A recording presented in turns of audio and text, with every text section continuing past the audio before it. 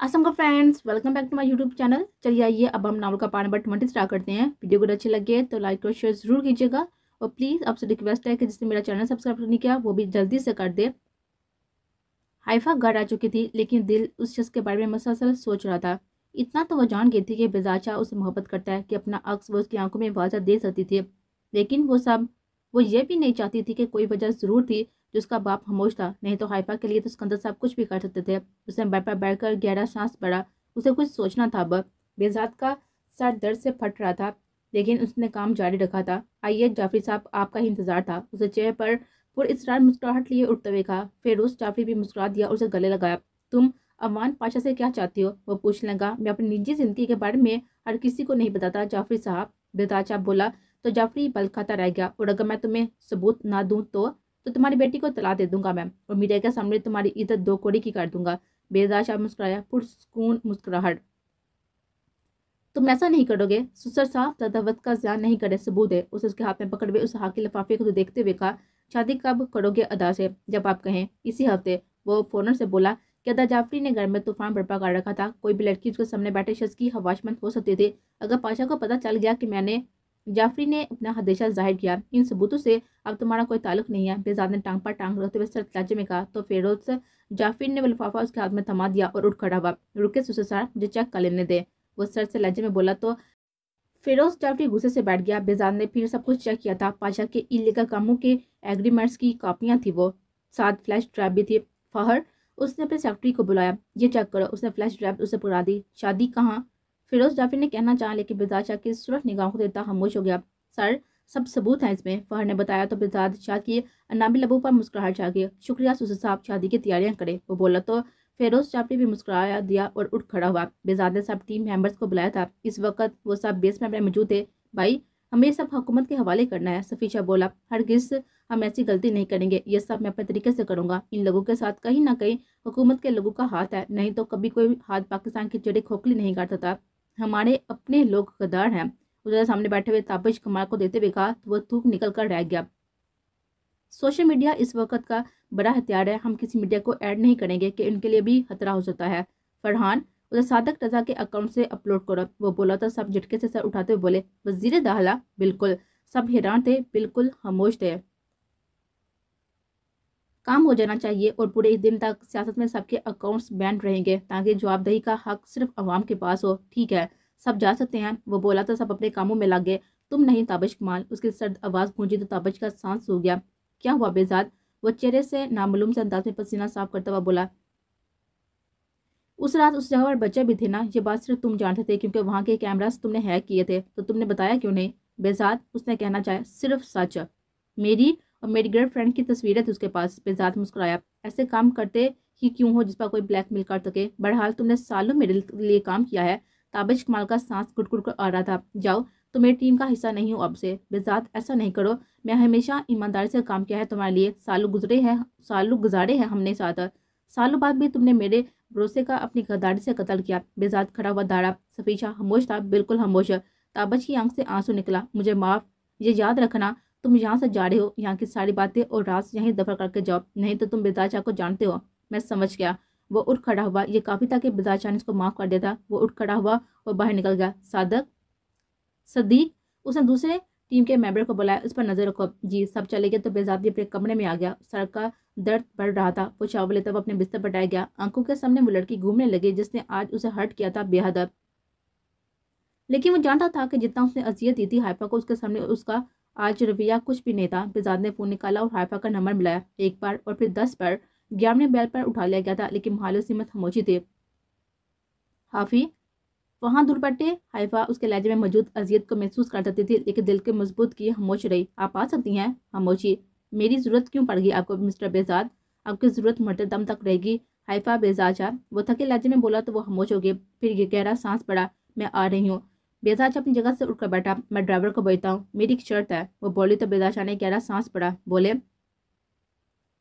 आज एक आखिरी बार मिलेंगे हम, फिर यहाँ वो लड़की या मैं, वो बोली। तो बेजाशा की पकड़ फोन पर मजबूत हुई। हाइफा मुस्कुरा दी। आप जानती हैं हाइफा बेजाशा, आप हैं और बस आप। तो ठीक है, मैं आ रही हूँ। कब छोड़ेंगे उसे? जब बोलेंगी आप। वादा करें। درخت دل سے کہا گیا وعدہ رہا۔ وہ اس لڑکی کی خوشبو اپنے دل کے سکون کے لیے بڑی قیمت ادا کر سکتا تھا۔ ایک اور بات بولے، آپ کل ہی اناؤنس کریں گے ہماری شادی کا؟ وہ سوچے سمجھے بغیر بولی تھی۔ ابھی میں رخصتی نہیں چاہتا، سنجیدہ لہجہ، لیکن میں چاہتی ہوں۔ وہ دو بدر بولی، صفی آ رہا ہے آپ کو لینے؟ میں نہیں آؤں گی۔ حیفا بولی تو بہزاد نے چہرے پر ہاتھ پھیر کر خود پر قابو کیا۔ حافی، جو آپ کہیں گی ویسا ہی ہوگا۔ صفی آ رہا ہے، تیار ہے۔ بہزاد نے کہتے ہوئے کال کاٹ دی کہ وہ کوئی نیاز جواز نہ دے اس کو نہ آنے کا۔ اور حیفا نے آئینے کے سامنے خود کو دیکھا، پھر کپڑے نکالے اور فریش ہو کر حجاب کیا اور باہر نکل گئے۔ کہاں جا رہی ہو حیفا؟ سکندر صاحب بولے۔ بہزاد سے ملنے بابا، ان کی طبیعت ٹھیک نہیں ہے۔ وہ آنکھیں ان سے ملائے بغیر بولے، ٹھیک ہے، کون آ رہا ہے؟ سفیر بھائی، ٹھیک ہے۔ پھر صفی کے آتے ہی سکندر صاحب ملتے وہ نکل گئے تھے۔ کیسی ہو حیفا؟ ٹھیک ہوں، حیفا نے سر جھکائے ہوئے کہا۔ کیا ہوا بہزاد کو؟ یہ تو آپ جا کر پوچھیں گے۔ صفی شاہ مسکرایا تھا۔ ماہی کہاں ہے؟ وہ گھر پر نہیں ہے، مجھے ان سے بھی ملنا ہے۔ آپ فون پر بات کر لیں، صفی شاہ نے کہا تو حیفا نے اس کو گھورا۔ آپ بالکل بھی اسے ڈیزرو نہیں کرتے۔ بہزاد نے بدلے میں حیفا کو گھورا جو اسے پہلے سے ہی گھورے تھے۔ آپ کو شرم نہیں آتی مجھے ایسے گھور رہی ہیں؟ آپ کیوں گھور رہی ہیں؟ میں بڑا ہوں آپ سے، میں بہزاد کو بتاؤں گی، حیفا نے ناک بسوڑتے ہوئے کہا تو صفی شاہ مسکرا دیا۔ گھر آتے ہی وہ انہیں باہر ہی ملا تھا، شاید بے صبری سے اپنی منقوہہ کے انتظار میں تھا۔ السلام علیکم، بہزاد نے گمبھیر آواز میں کہا۔ وعلیکم السلام۔ حیفا نے اسے دیکھے بغیر جواب دیا تو وہ گہری سانس بھر کر آ گیا۔ سدا شکر کہ وہ آ گئے تھے۔ بھائی طبیعت زیادہ خراب ہے تو ڈاکٹر دوا خود چل کر آئی ہے شاہ؟ وہ نگاہیں حیفا پر ٹکائے بولا جو گھر کو یوں دیکھ رہی تھی جیسے پہلی بار وہاں آئی ہو۔ صفی مسکرا دیا۔ بہزاد؟ حیفا نے بلاہر اسے نگاہیں ملائی اور صفی شاہ کو گھورا۔ بولے، وہ ہمتن گوشن ہوا تھا، یہ اپنے بھائی کو سمجھائے۔ صفی شاہ نے حیفا کو گھورا۔ کیا کہا ہے تم نے صفی؟ بھائی، یہ آپ کی بیوی مجھے گھور رہی تھی تو بس میں نے اتنا بتایا انہیں کہ میں ان سے بڑا ہوں۔ صفی شاہ نے حیفا کو دیتے ہوئے شرارت سے کہا، تم بڑے ہو عمر میں لیکن رشتے میں نہیں۔ بابی ہے تمہاری حافی؟ کوئی بات نہیں ہے، کون سا ایک بابی ہے ان کی؟ حیفا نے کہا تو وہ خاموشی چھا گئے، جبکہ صفی شاہ نے بہزاد کے بیچے ہوئے جبڑے دیکھے اور کمرے میں چلا گیا۔ کھانا کھائیں گی حافی؟ نہیں۔ بہزاد اسے دیکھتا رہا اور پھر آگے بڑھتے اس کا ہاتھ تھما اور کمرے میں لے گیا۔ ہاتھ چھوڑیں، حیفا نے کمرے میں جاتے ہوئے کہا اور ایک نظر بہزاد کے چہرے کو دیکھا جہاں وہ پہلی بار آئی تھی۔ وہ کمرہ خوبصورت تھا۔ اپنے نئے نکاح کی تصویر نہیں لگائی، وہ اپنا زخمی دلی ہوئے مخالف کا دل زخمی کرنا چاہ رہے تھے۔ حافی، میری طبیعت ٹھیک نہیں ہے، میرے سر میں درد ہے، بہزاد نے بیڈ پر لیٹتے ہوئے کہا، اور میرے دل میں۔ وہ سرگوشی میں بولی کہ وہ سن نہ پائے۔ بہزاد شاہ خاموش رہا، اسے دیکھتا رہا جو سامنے صوفے پر جا کر بیٹھ گئے تھے۔ مجھے آپ چاہیے حافی، وہ آنکھیں بند کرتا ہوا بولا۔ حیفا کا دل تڑپ گیا تھا۔ وہ اٹھ کر اس کے پاس آئی اور بیٹھ کر اس کے بالوں میں ہاتھ پھیرا۔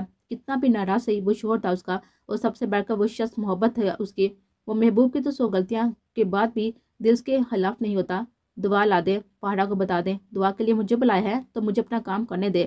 حیفا نے اس کے سر پر ہاتھ رکھا اور خدا کے پاک نام سے شروع کرتے ہوئے آیات دہراتے ہوئے اس پر پھونک دیا۔ اب ٹھیک ہو جائیں گے آپ کو یقین ہے؟ خدا کے کلام سے زیادہ کسی چیز میں طاقت نہیں ہے اور میرا یقین ہے آپ ٹھیک ہو جائیں گے۔ اب مجھے جانا چاہیے۔ بہزاد نے اس کا ہاتھ سختی سے تھام لیا۔ میری مرضی سے واپس جائیں گی آپ؟ بہزاد نے کہتے اسے ساتھ لٹاتے ہوئے ہسار میں لیا۔ مت بھولیں ابھی شادی نکاح میں ہیں آپ میرے۔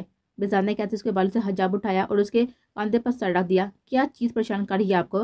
حیفا نے چھت کو دیتے ہوئے استفسار کیا۔ آپ تو چھوڑ دیں مجھے، جو چیز دل میں درد کا سبب بنے اسے چھوڑ دینا چاہیے۔ آپ کے ساتھ نہیں، آپ کا درد میرے درد کا سبب بن رہا ہے۔ بہزاد نے اس کے ہاتھ کی پٹ پر انگلی پھرتے ہوئے کہا، تو نہ دے مجھے درد۔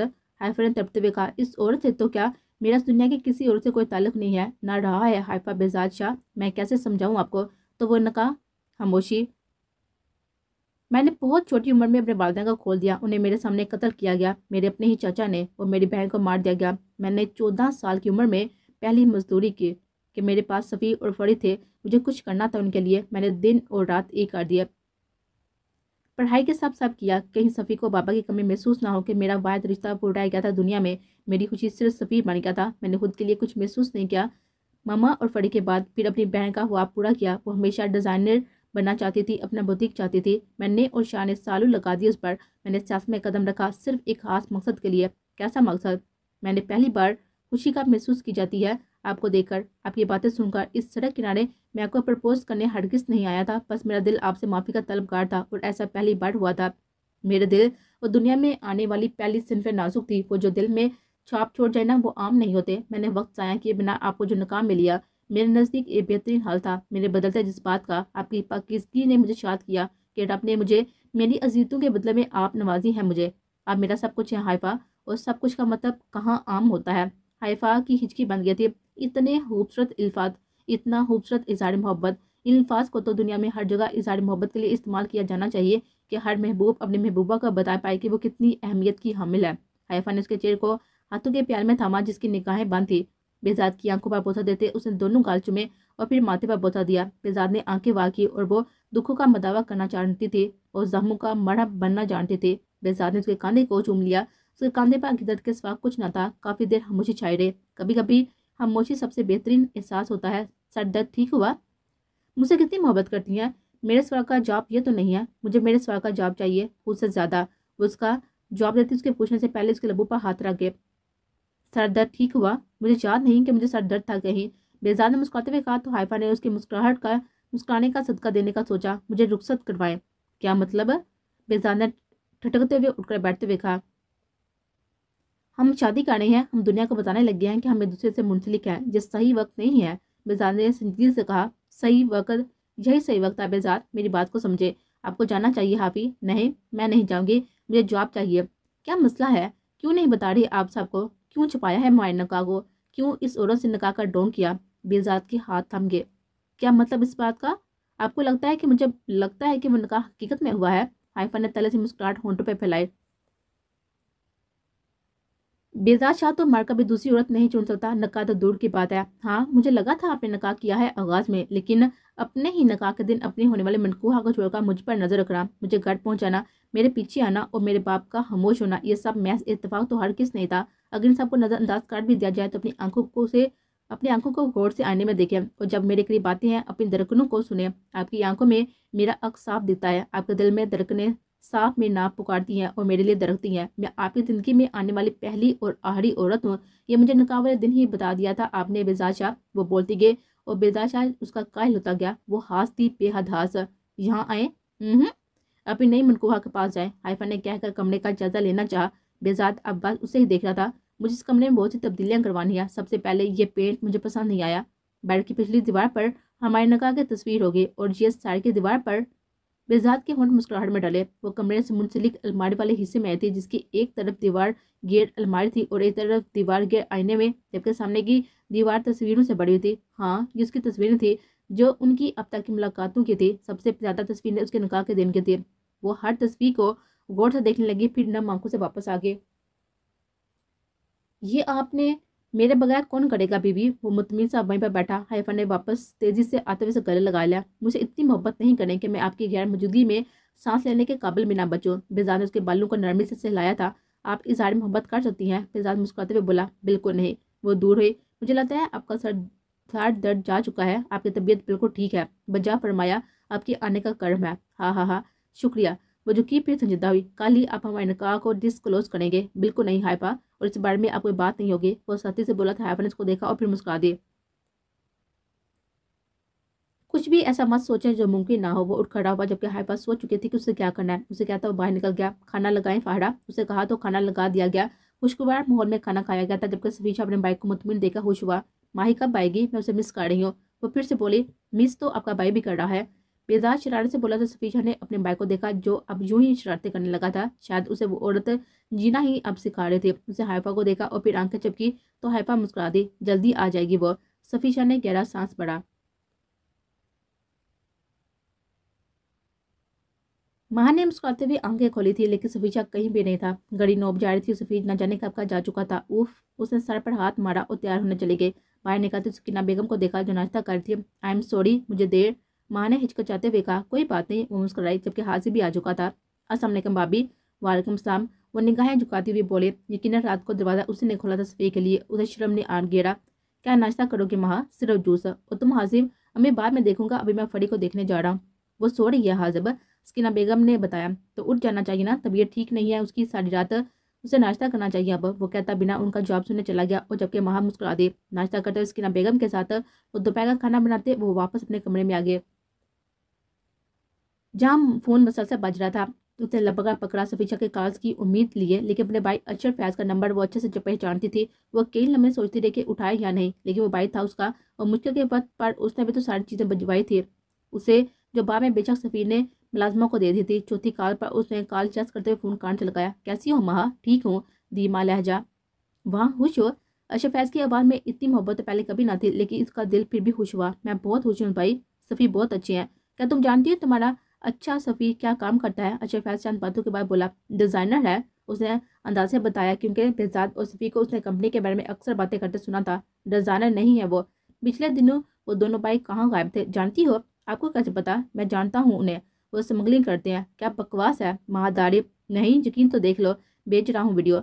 अशरफ फैज़ ने कॉल काटते वो वीडियो भेजी जिसे माह को फ़ौरन प्ले किया था।